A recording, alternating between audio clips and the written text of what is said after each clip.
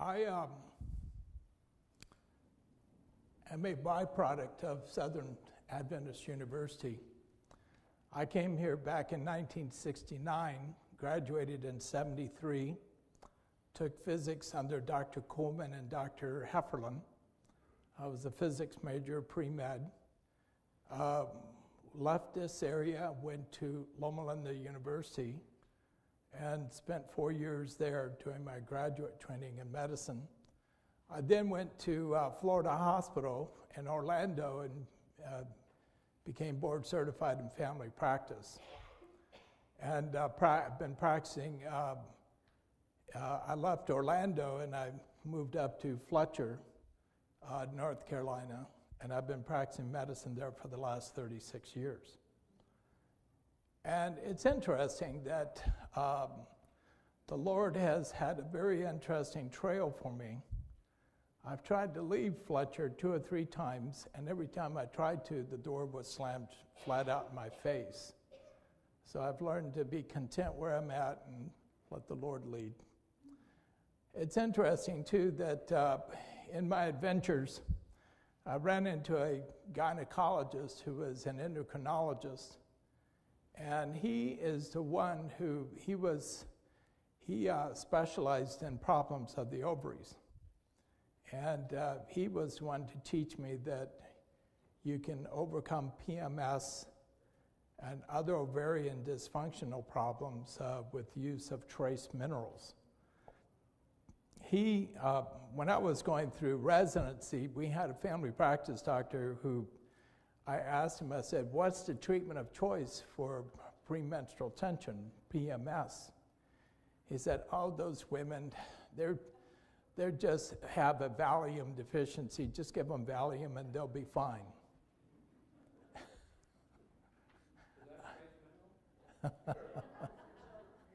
And so I learned to give Valium for PMS. And it was the doctor in Southern California, his name was Dr. Abraham, one of the children of Abraham, who taught me that the Lord has got, the solution to the problems that we have, and He's already provided the solution. It's just our poor understanding of the solutions. And so he basically started teaching me about GYN endocrinology and so on. And by age 40, I've always been 5'11.5" tall. And at age 45, I was 5'11". I had lost a ½ inch. And so I called Dr. Abraham and I said, what do I do for my height loss? I think I'm in the early throes of osteoporosis, osteopenia. I'm shrinking. And he said, oh, all you need to do is take some boron. And I said, sure.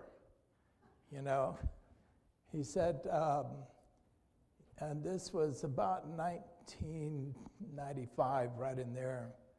And in 1987, they had discovered that boron was essential for human health.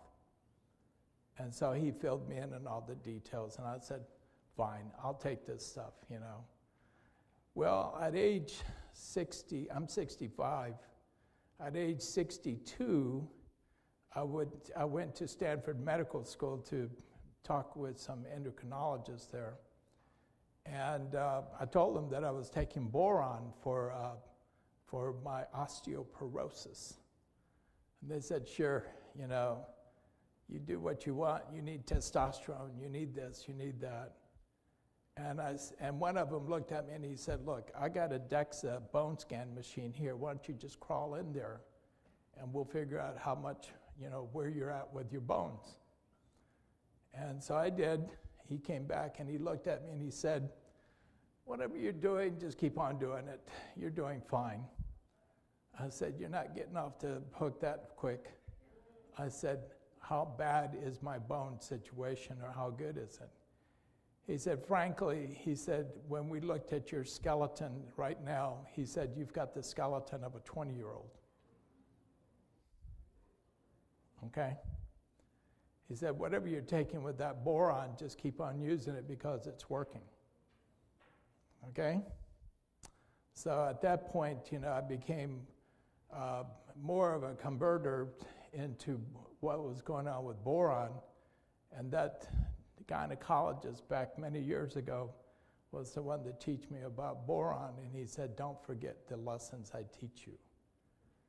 Well, he died a few years ago, and he used to call me up once a week, and he'd sit and talk to me for an hour.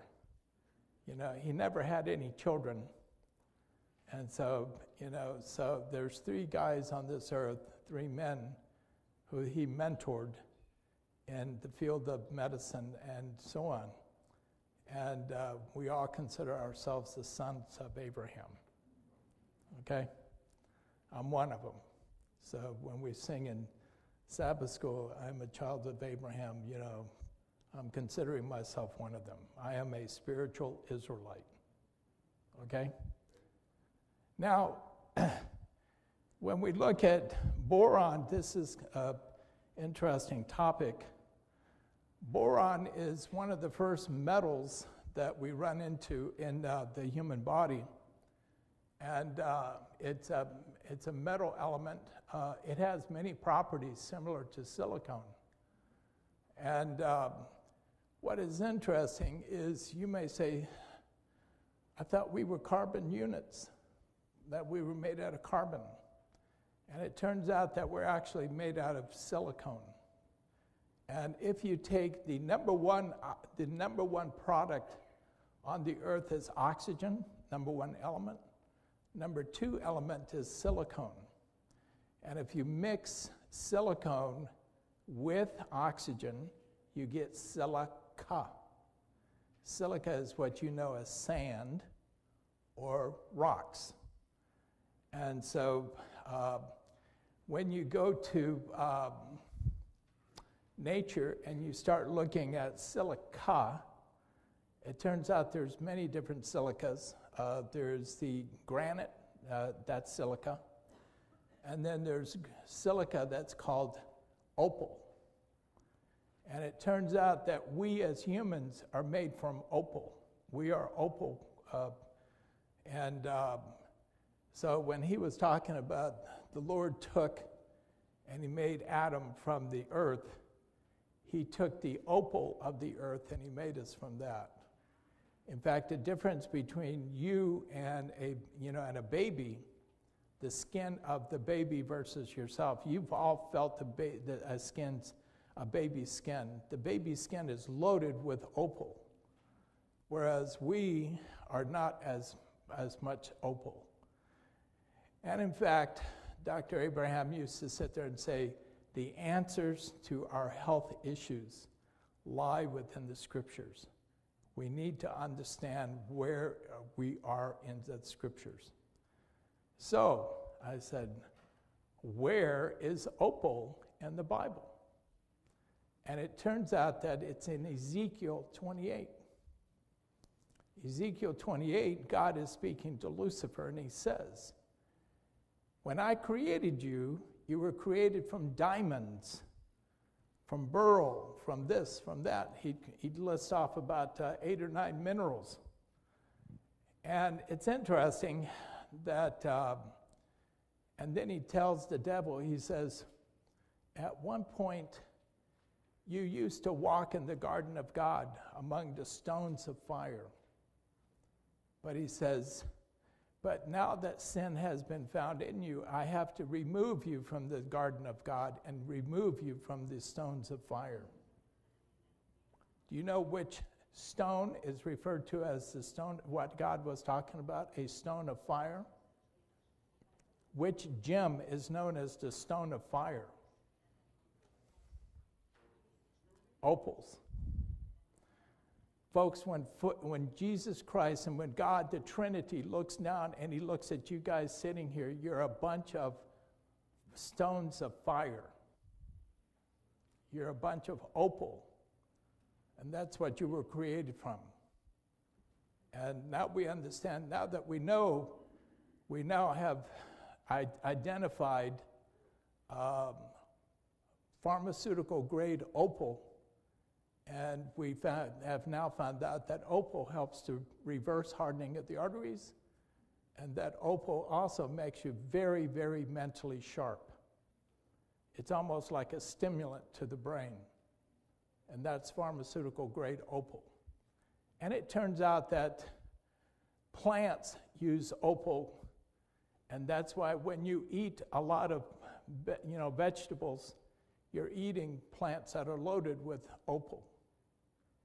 And that's why we as vegetarians tend to live longer and have much less problems with hardening of the arteries, less problems with mental diseases because of the opal in the plants. But that's another topic. We'll cover that sometime later. If you look at boron, it's best known for its role in bone health because of its effects on steroid hormones. In the body, the highest concentration of boron is in the parathyroid glands, the heart, the spleen, and the bone marrow. In fact, you have 4 little parathyroid glands here in your neck, and the parathyroids help to control calcium metabolism. And the parathyroids hardly work at all or don't work at all if you don't have enough boron in the body. This is one of the crucial elements of boron is that it helps the parathyroids to help you absorb calcium so you can have good bone health. As you can see here is boron. Here's hydrogen, helium, lithium, boron, carbon, and there's silicon right there. And this whole family, these are important metals that are being used in the body. Boron occurs naturally in the soil and in the water and in the food. In Canada, Canadian adults' intake of boron is about 0.86 milligrams from water and about 2.5 milligrams in the food, with a total of 3.4 milligrams on a daily basis. The half-life of boron is about 21 hours, which means that you take it in and it's being excreted pretty quickly unless the body can use it. But it's excreted mainly through the kidney. Accumulation is mostly in the bone, and a lethal dose of boron is about 15 to 20 grams, 15 to 20,000 milligrams. So you need to know these numbers. And in fact, the highest, you'll notice, look at the soil out here. I know you guys are in a drought, but this area gets a lot of water as compared to Southern California. And the more water you have in the soil and in the water, the more boron leaches out of the soil. The highest concentration of boron in the United States is the Mojave Desert. And in fact, in the Mojave Desert in Southern California, there's a city called Boron, California. Okay? The city of Jerusalem, Jericho, there is lots of boron there. It's a dry, arid area, and there's lots of boron in that area. It gets into the water and in the food. And in Jerusalem, the intake of boron is between 10 and 30 milligrams a day. Here in this area, it's about 2 milligrams per day. In eastern Turkey, the intake of boron is about 56 milligrams per day. And in parts of western China, or China towards Tibet, the intake of boron is up to 128 milligrams per day. So it kind of gives you an idea of the spectrum. If you go down to Jamaica, in Jamaica, the intake of boron is 0.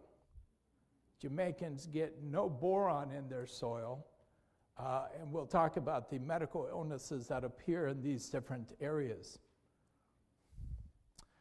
There is epidemiological evidence to suggest that the boron intake in Turkey is 29 milligrams per liter, does not cause any overt toxicity. If a person drinks 2 liters a day, that's about 58 milligrams of boron per day.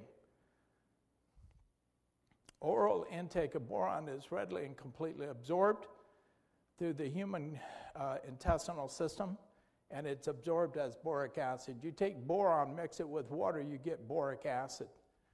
The ratio of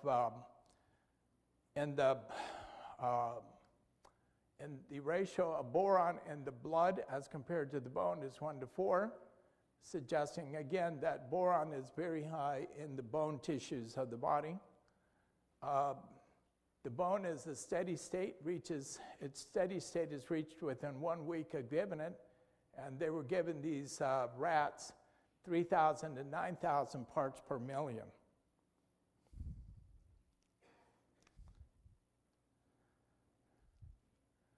The daily intake of boron, that's you folks right here, the daily intake of boron is about 2 to 3 milligrams per day here in the United States.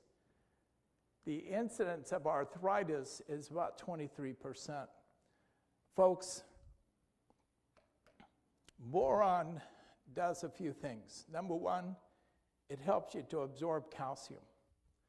Number two, boron stops development of arthritis. Number three, boron fights osteoporosis. I saw it in this church today as I was walking amongst you. I saw the osteoporosis you guys are suffering from, okay? And I know there's a lot of need for boron right here. In Jamaica, the intake of boron is 0. 70% of Jamaicans have arthritis. The intake of boron in the United States is about 2 to 3 milligrams a day. 23% of us have arthritis. In Jerusalem, Jericho, Palestine, the intake of boron is between 10 and 30 milligrams per day. Incidence of arthritis in that area, 0.5%. And that's arthritis in all categories. Lupus, rheumatoid arthritis, etc. So does that tell you something? I take boron at the behest of Dr. Abraham. I've been taking it for since I was 46 years old. When we did some x-rays of my hands just a few years ago, there is no arthritis in my hands. There is no arthritis in my neck. There is none in my back. It pretty much says, and I've been on boron now for about 20, 25 years, about 20 years, and there is no arthritis. We tried to take me off of arthritis for some health issues, and all of a sudden my joint started hurting. And I said, honey, I think we need to get back on boron because my joints are starting to hurt when I don't have the boron in my body.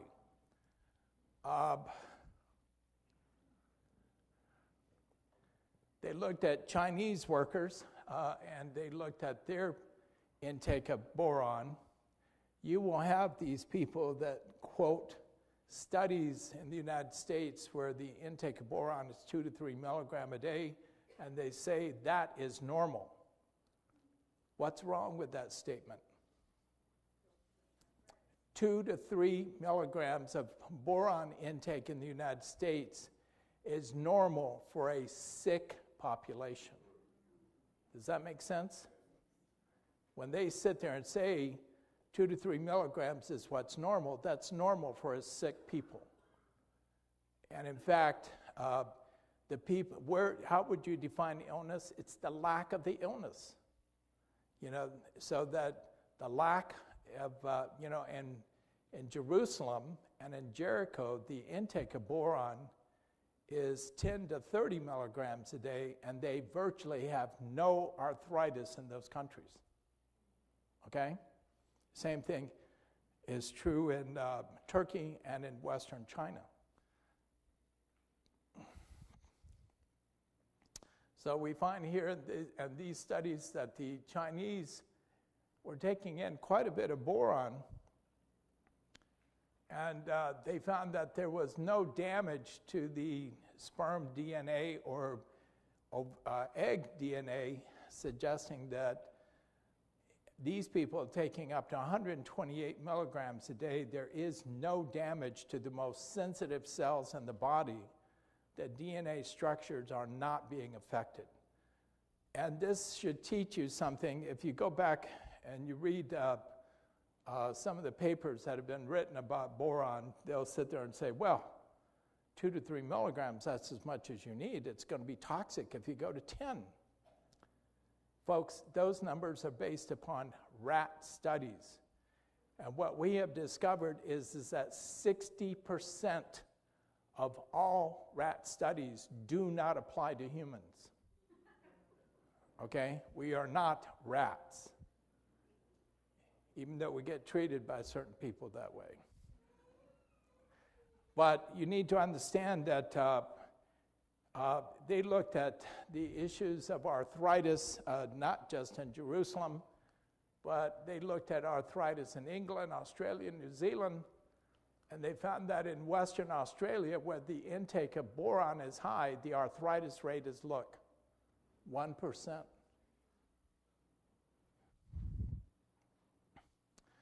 There's these springs, hot springs in New Zealand, where the hot springs are loaded with boron, and these spas reputedly cure arthritis by having the people drink high doses of boron from the water. So the boron is curative of the problems with arthritis that are in the population.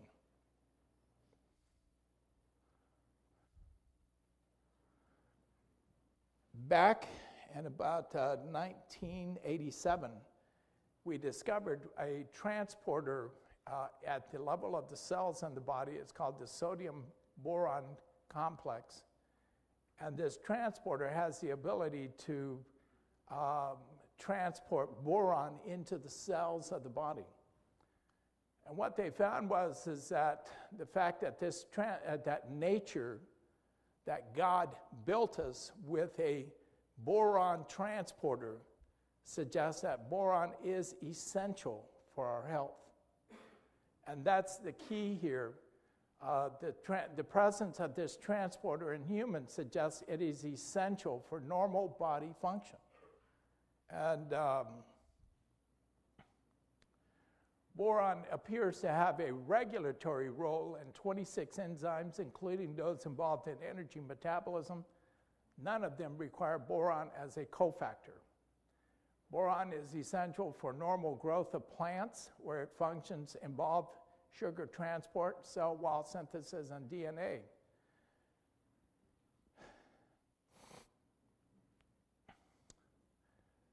Boron in nature is what helps plants to become more sweet. We're talking blueberries, plums, on and on and on. The more boron there is in a plant, the sweeter the fruit of the plant is. Plums is a classic example of that. Here is some corn. This is normal corn grown with lots of boron, the central core where the DNA is at. Look how normal that is. And boron, this is peanuts. And look at boron deficiency in a peanut. Look at the central core where the DNA is at. Look what happens to those peanuts when there's no boron in the soil. That's why we know that that's why we looked at the DNA of sperm and eggs in the Chinese workers who were getting a lot of boron, and we saw no defects in their DNA, and we do find it in plants. Boron is what helps plants to have hairy roots. This is what happens when you put no boron in the soil. Well, you add boron to the soil, you'll see the plants making their hairy roots. This is what happens to the roots of a plant when there's virtually no boron in the soil. Look at this piece of corn.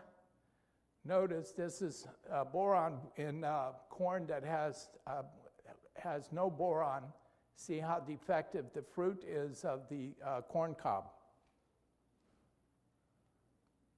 And the lack of boron and what happens to the corn cobs with the absence of boron, which says boron is affecting the DNA right at its central core, that is the germ cells that create the plant. The boron, the lack of boron, you get these defective DNAs in plants. You'll see it here. You need boron to make roots, like root crops like beets, sweet beets.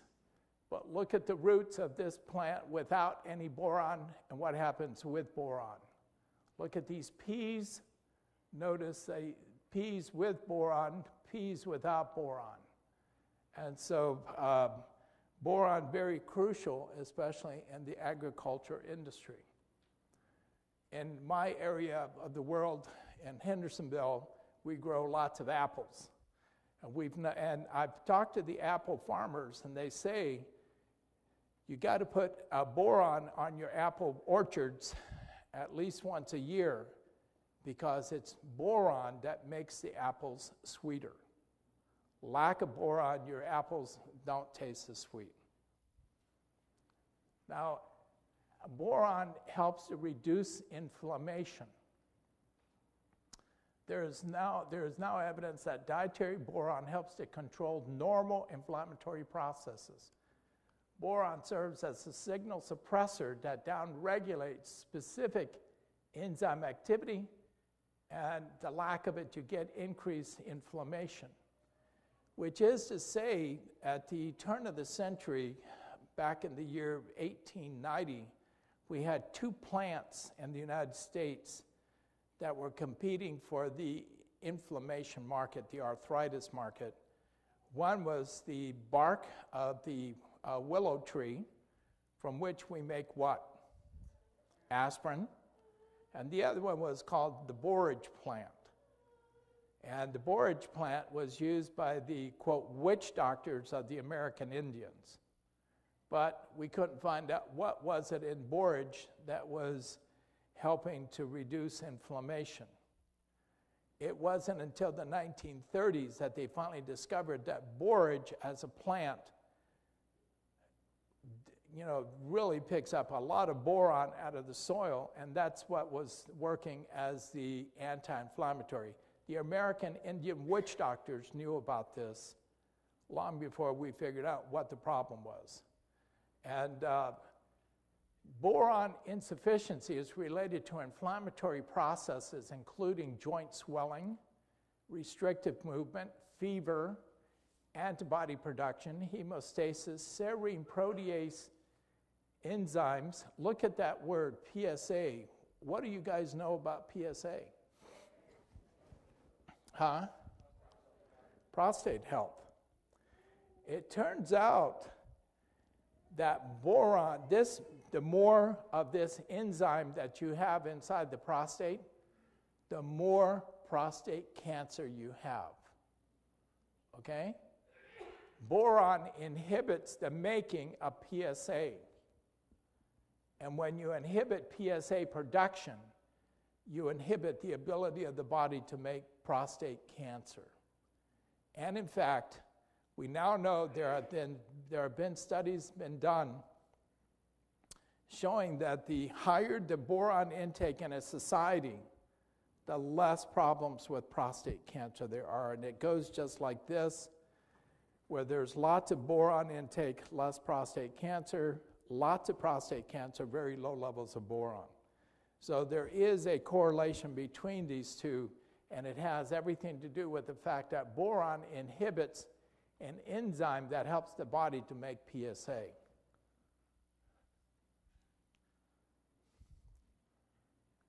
Boron has anti-inflammatory activity when it combines with the amino acids in the body and forms cyanoboranes. And as you can see, the arthritic bone is associated with a 20-fold decrease in boron content. So those bones that have increased arthritis pain, the amount of boron in the bone is 20 times lower than what you would see in normal bone. So that's why we know that boron is crucial towards development of arthritis and the inhibition of the body to make arthritis. Here's the borage plant. At the turn of the century, by 1900, Americans were digging up just about every borage plant they could find because they knew from the American Indians that it worked. And in fact, this plant almost went extinct here in North America because people were digging all these plants up to try to get something for arthritis pain. And it turns out that it was boron. Now there is a type of bone, it's in the mandible, and it's in your lower back and it's in your hips. It's called alveolar bone. And this bone is very susceptible to what happens if you don't have boron. And you will see the alveolar bone becomes a lot more powerful in the presence of taking boron. You will see people who their teeth become real easily falling out in their 20s and in their 30s. And if you see somebody with dentures already in their 20s and 30s, it's because their alveolar bone in the jaw is going bad, number one. Number two, these people are on a fast track towards development of osteoporosis by the time they're in their 40s and early 50s. So if you see people with dentures already in their 20s and 30s, you better be guaranteed that by the time they're 50, they're going to have severe arthritis with severe osteoporosis developing early on in life. And again, it has everything to deal with the issue of how much boron is in the alveolar bone of the jaw.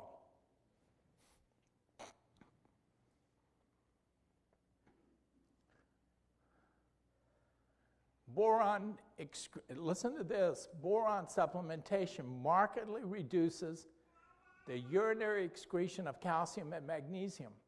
As you guys are getting older, you're losing a lot of calcium into your urine. Boron inhibits the loss of calcium from the urine. Some of you have problems with kidney stones. You take boron and the kidney stones go down. The number of kidney stones you make go way down because boron inhibits the loss of calcium into the urine where the kidney stones are being made.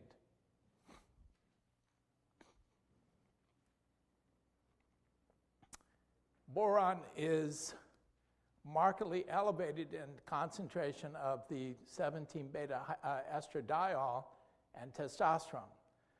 Now, what we are saying here is that there is such a thing called hydroxylation of steroids. A hydroxylation means that you take an OH molecule, a hydroxyl group, and you attach it to a steroid. You'll notice that you've been encouraged lately to be drinking or to start taking vitamin D3. What's the difference between D3 and D2 or D4? It's the amount of hydroxyl groups, the OH molecules that are sitting on the molecule. The more OH molecules you have on vitamin D3, the more powerful the vitamin D molecule becomes. So I checked at one time, because I am taking vitamin D3 and I take boron. I thought, well, I'll just check my boron blood levels. My vitamin D3 level. It was low. And so I said, that doesn't make sense. I'm taking vitamin D3, and I'm taking this boron. But I checked my vitamin D4. It was sky high. I have lots of the end product, which is the most powerful form of vitamin D that you can get. I have lots of that. I just don't have the precursors. Why? Because the precursors are all being pushed into making the end product. I'll give you an illustration right here. Let's see if we can get that here. You'll notice testosterone. Testosterone is biologically inert. It does absolutely nothing. You have to take testosterone and put an OH molecule on the testosterone to turn it into what's called the hydrotestosterone, DHT, and that's the active testosterone molecule. Testosterone by itself does nothing. You have to be able to convert it into its biological form. And what happens is that we have found that boron helps the body to make more testosterone. And in fact, they were selling the high doses of boron at Sam's recently, and it was sitting there saying to help increase your testosterone levels. Well, it's the boron is, whatever testosterone is there, boron helps to promote to make it into the biologically active form. We noticed that boron also helps to give you increased mental health. Now you will notice there is a handout that you should have gotten as you walked in, and the handout basically tells you that boron increases cognition. Your ability to make mental decisions, to be more mentally alert is determined by boron. So boron is crucial towards helping you to understand that your mind works a lot better when you've got plenty of boron. Looks like we've run out of them back there, okay? Okay.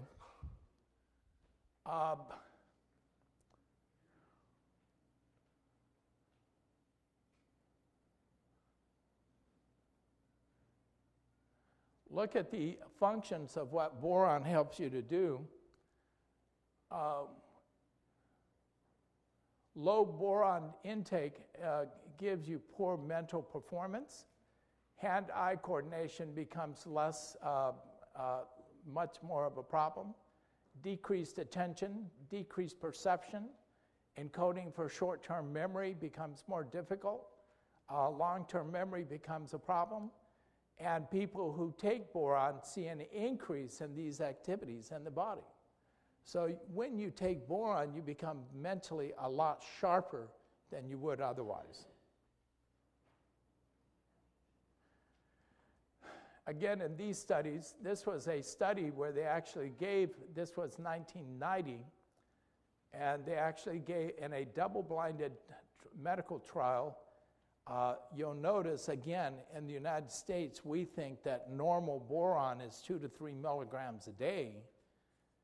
And that's maybe in rat studies, but for humans, what's more normal is what's going on in Israel, where they are giving 10 to 30 milligrams a day, and that's because they get the boron in the water and in the food.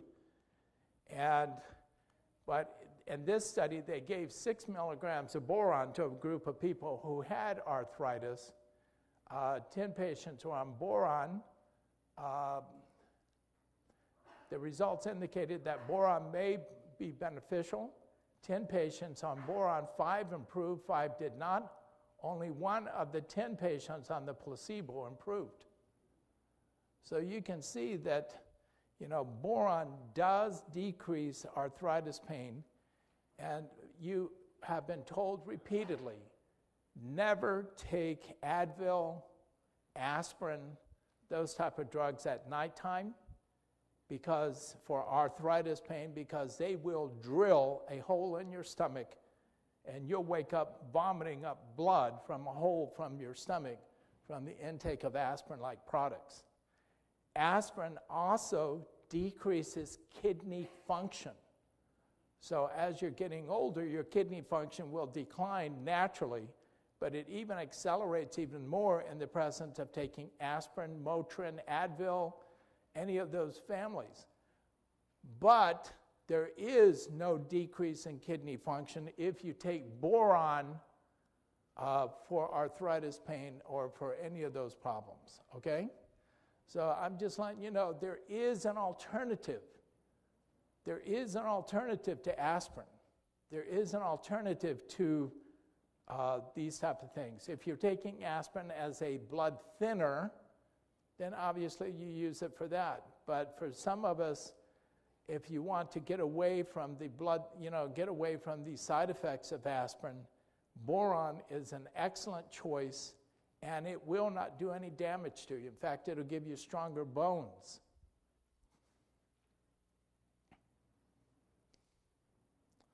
Here's another study on that. They have found that boron, by its influence on steroid hormones, the boron helps to modify testosterone and estrogen and helps to make them a little bit weaker or a little bit stronger. And it basically, the use of boron, like an estrogen, boron will make estrogen just a little bit weaker so that it's not as powerful. Testosterone, boron will make the testosterone stronger so that you can have more effect from the testosterone in the body. And in fact, they have found that the risk of development of prostate cancer goes down in the presence of taking boron.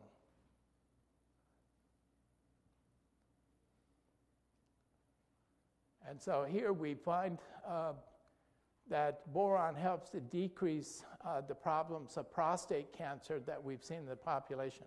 I mean, folks, I'm looking at you guys and I'm sitting here saying, if you were a typical American, 50% of you will die from a heart attack, period. Okay? You look at our men, 50% of our men will die from a heart attack. What are the rest of you going to die from? Prostate cancer. Okay? It doesn't have to happen. If you start taking boron will help you with your, to help pull down the prostate cancer risk. And we'll talk about that next session. And because we have now found that it's not just boron, it's zinc that helps you there. But what I have seen is that I have a patient who at age 60, he was like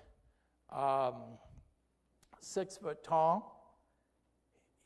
I tried to tell him about the use of boron, and he just said, you're just my doctor. Take care of me when I get cold or sick or something, but I don't want to listen to this nonsense of yours about prevention. At age 80, the man is now 5'2". In 20 years, he has lost 10 inches of height. I'm 5'11". This guy, within a period of 20 years, we're now walking into the office like this. And he's 5'2". He's lost 10 inches of height because he refused to work on prevention to prevent osteoporosis.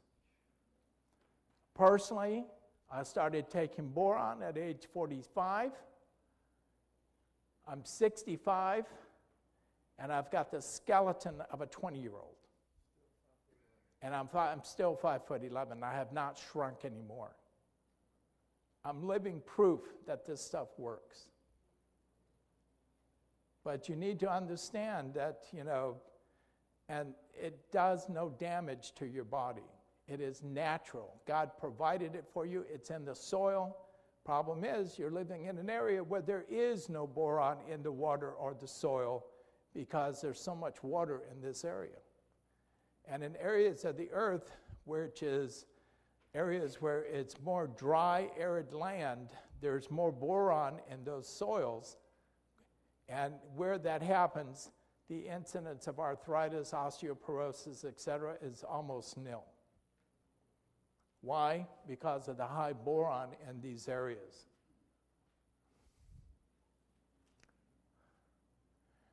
Now the question arises is, in Israel, the intake of boron is about 10 to 30 milligrams a day. But women of childbearing years should not be taking boron.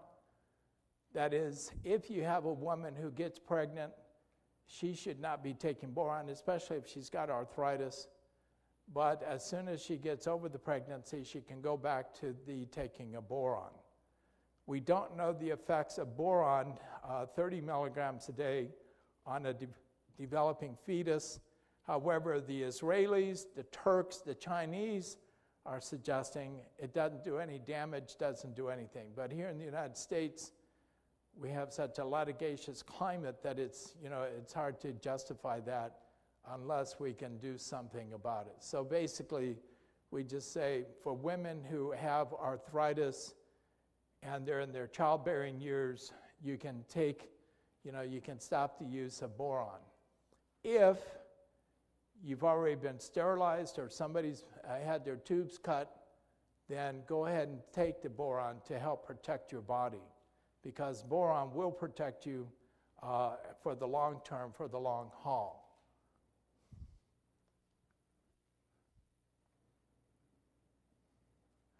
As we put on here before, boron helps control the hydroxylation of steroids. You go from vitamin D2 to D3 to D4, D4 being the strongest form of vitamin D. Testosterone turns to DHT, and testosterone helps the body to make nitric oxide. How many of you are keeping up with what's going on with nitric oxide? You're shaking your head, yes? Good. Now, it turns out that there is a gas produced by the blood vessels of the body. It's called nitric oxide. That gas, turns out, is what controls your ability to make hardening of the arteries. When you take nitric oxide, you literally erase hardening of the arteries. Now notice, we are out there taking a drug called statins, Lipitor, Crestor, etc., many statins. These drugs have got tremendous side effect problems. And the statins, if I put any of you on a statin and you have high cholesterol, if I put you on a statin, I can reverse your hardening of the arteries maybe 1-2% within a period of 2 years. That's the most. If I can make you have more nitric oxide, and there's a product out there called Neo 40, N-E-O, Neo 40. It's made from the nitrates of beets. Neo 40 helps to reverse hardening of the arteries by 50 to 100% within a period of 5 years. And it comes from nitrates that are found in beets. The answer to a hardening of the arteries is inside of our food, and it has, and it's not the cholesterol.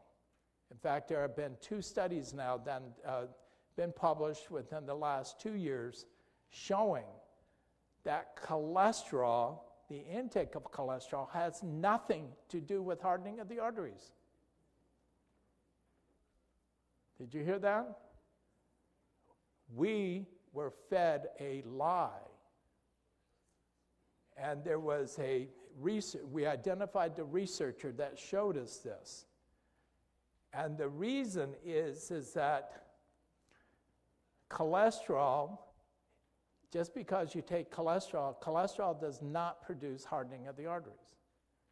It's the absence of something else. And so back in the 1940s is when cholesterol was identified as a possible risk factor, and we in medicine took that hook, line, and sinker. They took a whole bunch of apes and monkeys back in 1960, and they gave these apes and monkeys lots and lots and lots of cholesterol. Never could produce hardening in the arteries of any of those primates.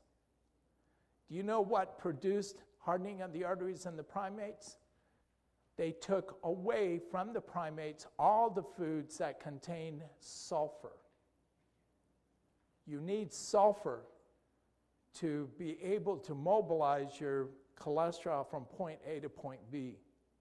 Sulfur, if you look at cholesterol, cholesterol is a wax. And you have to be able to mobilize the wax from one point to another. The liver makes 1,000 milligrams of cholesterol per day. You've got to be able to move that cholesterol from this point to that point and so on. How do you do it? You add sulfur to the cholesterol, to the steroid. And what's interesting is that in the primates in the 1960s, they could never induce hardening of the arteries by giving these primates cholesterol. But the moment they took all the foods that contained sulfur out of their diet, all of a sudden the animals started developing hardening of the arteries. Now the question is, what foods are high in natural sulfur? Cabbage. What else? Garlic. What else? Onions. What else? Kale. Okay, what else? Eggs. What happens to an egg if you allow an egg to rot? What does it smell like? It's sulfur. The American College of Cardiology, just within the last 4 or 5 months, has been telling all their clients, all their cardiologists, go back and tell all your patients who have heart disease it's okay to start eating eggs. How do you like that one? Why? Because cholesterol has nothing to do with hardening of the arteries. It's the absence of sulfur. Those nations of the world that have the highest intakes of sulfur in their nation have the lowest rates of hardening of the arteries. And which nations are those? The ones that have active volcanoes. When a volcano starts becoming active, the waters around the volcanoes all of a sudden start emitting a lot of sulfur gas. And that's how you know that the volcano is getting ready to erupt. So countries like Iceland, the Japanese islands, etc., they virtually have no hardening of the arteries. In fact, in Japan, I'm preaching to a bunch of Adventists, but in Japan, 74% of the Japanese men are smokers, and yet the rate of heart disease in Japan is less than 4%. Here in this nation, it's 50%. And what have we been, I came out of the School of Public Health at Loma Linda, and we were all anti-egg, bad stuff. Well, it turns out that eggs contain part of the solution to the problem of hardening of the arteries. It's sulfur, okay? But what else? So basically what I'm encouraging you to do is at least on a daily basis get some foods into your system that contain sulfur. Eat more onions, more garlic, more eggs, more kale, more cabbage, more red beans. Okay? The red bean is very high in sulfur. And in fact, we might even have a cooking school about cooking with foods that contain lots of sulfur. Okay? and we can teach you how to make a good egg salad sandwich. I heard that one. But frankly, it turns out that the latest, and I'm giving you the latest as of just 2 weeks ago, the latest is that we have a sulfur deficiency that's causing our problems, and a lot of it has to deal with the fact of our food preferences, okay? Now, if you want to go to Google and type in the word sulfur deficiency, and there's a company, there's a group out of San Diego called the Weston Price Organization. So go sulfur insufficiency, Weston Price, and you'll see the articles that have now been published showing that it's sulfur that's the main problem in hardening of the arteries.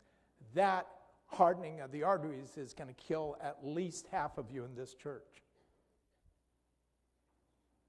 The other half, for the men, they're going to die from prostate cancer until we start putting you on boron and zinc. Okay? So I'm just, but the key to a lot of this is the nitrates that we get out of beets. And those nitrates help the body to make nitric oxide. And nitric oxide, remember that term, because this is the stuff that reverses hardening of the arteries.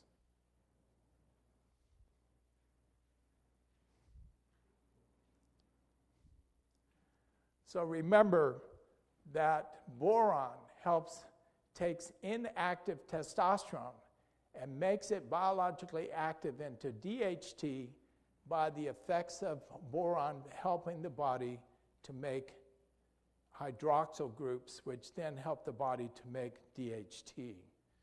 And so we'll take a 15-minute break. For those of you who are new to the church, there's bathrooms back to the back and to the left and to the right. And we'll take a 15-minute break, and then we'll get back together again.